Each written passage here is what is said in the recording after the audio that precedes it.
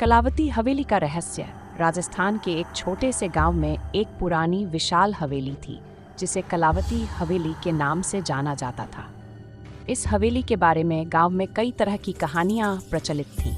लोग कहते थे कि रात के समय वहां अजीब अजीब आवाजें आती हैं और हवेली के आसपास की रोशनी अपने आप जलती बुझती रहती है। सालों पहले इस हवेली में ठाकुर साहब का परिवार रहता था।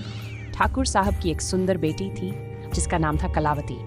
कलावती बहुत ही मृदुभाषी और सुंदर थी, लेकिन उसकी शादी से पहले ही उसकी मौत हो गई। कुछ लोग कहते थे कि उसने आत्महत्या की, जबकि कुछ लोग कहते थे कि उसकी हत्या की गई। कलावती की मौत के बाद से हवेली में अजीब घटनाएं होने लगीं। ठाकुर साहब का परिवार धीरे धीरे हवेली छोड़कर चला गया और हवेली वीरान हो गई।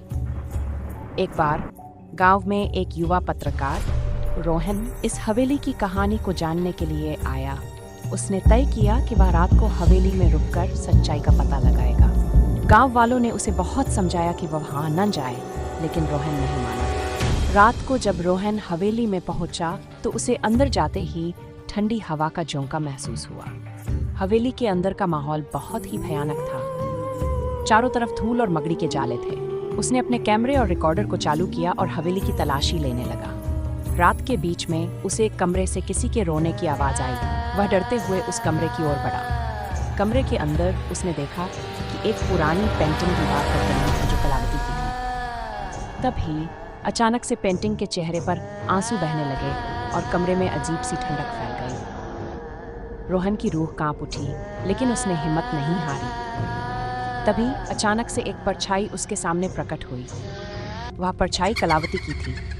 कलावती ने रोहन से कहा, मेरी आत्मा इस हवेली में फंसी हुई है क्योंकि मेरी मौत का रहस्य अब तक अनसुलझा है।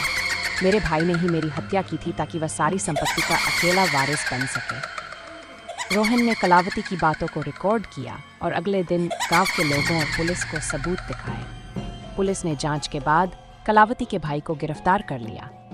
कलावती की आत्मा को न्याय मिला और हवेली से उसकी आत्मा की मुक्ति हो गई। रोहन की बहादुरी और सच्चाई की खोज ने न केवल कलावती की आत्मा को शांति दी, बल्कि गांव वालों के दिलों से भी डर निकाल दिया।